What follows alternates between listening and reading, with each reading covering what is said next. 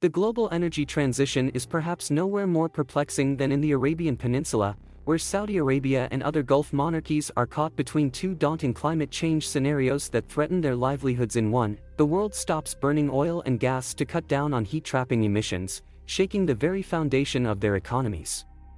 In the other, global temperatures keep rising, at the risk of rendering unlivable much of the Gulf's already extremely hot terrain. The political stability of the six Gulf states, Saudi Arabia, the United Arab Emirates, Qatar, Kuwait, Bahrain and Oman, is rooted in profits from fossil fuels.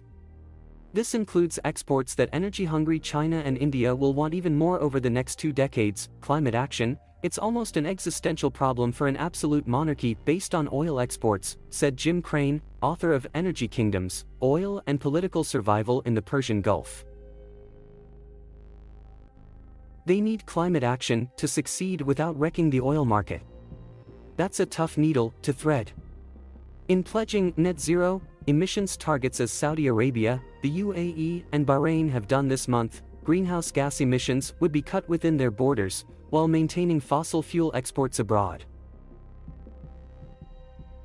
Saudi Arabia, which supplies about 1/10 of the world's oil demand, made its announcement this week while hosting its first major climate change forum. Crown Prince Mohammed bin Salman said 2060 is Saudi Arabia's target. It was an important announcement for a country with an estimated 265 billion barrels of oil reserves worth $22.5 trillion at current prices. Saudi Arabia has expressed determination to pump oil until the last drop, but it could find little use for its greatest natural resource in a world that runs on cleaner forms of renewable and solar energy. Gulf monarchies have used oil revenue to maintain domestic support, buy regional clout and expand influence. The money has built up national armies and provided citizens with cushy public sector jobs, free health care and higher education, subsidized fuel, land to build homes on, marriage dowries and generous pensions. Without this patronage system, Gulf monarchies might have to allow greater political participation or turn more repressive, said Crane, an energy studies fellow at Rice University's Baker Institute for Public Policy in Texas. Gulf Arab states pledging net zero emissions are positioning themselves to be part of the multi-trillion-dollar clean energy industry, even as they keep earning from oil and gas. At the Saudi Green Initiative Forum in Riyadh, President Joe Biden's climate envoy, John Kerry, told a roomful of princes and prime ministers from across the region that climate action can create the biggest market opportunity the world has ever known.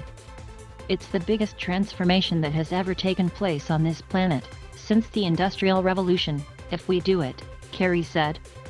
The net zero pledges also crucially enable the Gulf's ruling elite to wield influence at conferences like 26 Colombian pesos, where climate action policies are being crafted, said Ellen Wald, a senior fellow at the Atlantic Council and author of Saudi Incorporated. It's important for them to have a seat at the table and be taken seriously at these conferences, because that way they get a say, she said. Saudi Arabia is one of several countries lobbying behind the scenes ahead of the 26 Colombian pesos summit to change language around emissions, apparently trying to water down an upcoming UN Science Panel report on global warming. According to leaked documents, Gulf Arab states are privately and publicly advocating for carbon capture technologies rather than a rapid phasing out of fossil fuels, warning that a hurried transition would leave poorer populations without access to energy.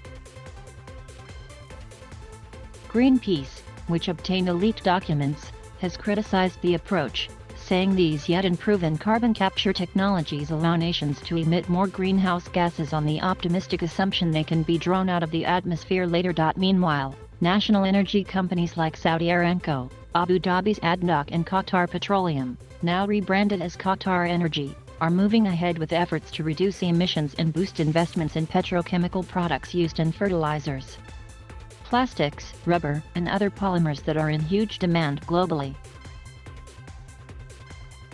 Aramco, by far the world's biggest oil company, announced it would reach net zero by 2050 on its operations, a decade sooner than the Saudi government's pledge. ADNOC has pledged to decrease its greenhouse gas emissions by 25% by 2030. Qatar Petroleum has already shipped one carbon-neutral cargo of LNG gas to Singapore and will be incorporating carbon capture technology in its expansion plans, according to a report by the Arab Gulf States Institute in Washington.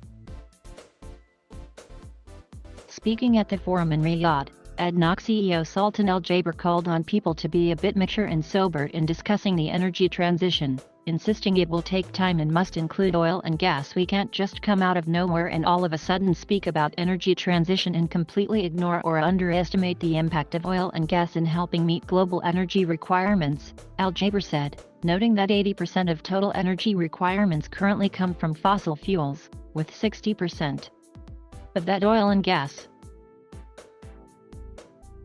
OPEC forecasts that while the push for alternative and renewable energy will usher in an era of declining demand for oil in some parts of the world, it will remain the world's #1 source of energy through 2045. It forecasts that of the 2.6 billion cars on the road by 2045, just 20% will be electric-powered. Although all 6 Gulf states remain heavily reliant on fossil fuels for state spending, each has taken steps to try to diversify their economies, with Saudi Arabia and the UAE leading aggressive efforts to attract investment in new industries. Still, over half of Saudi Arabia's revenue comes from oil, with $150 billion expected this year alone as prices climb to $85 a barrel. Oil exports are the lifeblood of the Saudi economy and the Saudi political system, said Crane. It would be a disaster for Saudi Arabia if the rest of the world quickly weaned itself off oil. Scientists say the world must invest in renewable energy to limit warming to 2.7 degrees Fahrenheit, although a new UN report finds that even governments' fresh pledges aren't strict enough to keep temperature rises below that by the end of the century. Nearly all of the warming that has happened on Earth can be blamed on emissions of heat-trapping gases such as carbon dioxide and methane, and if the limit is surpassed, scientists say the damage will be irreversible. In remarks to reporters this month, Qatari Energy Minister Saad Al-Kaabi questioned whether countries that have net zero pledges have a plan on how to get there.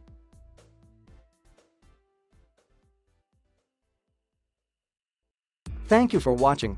Please subscribe.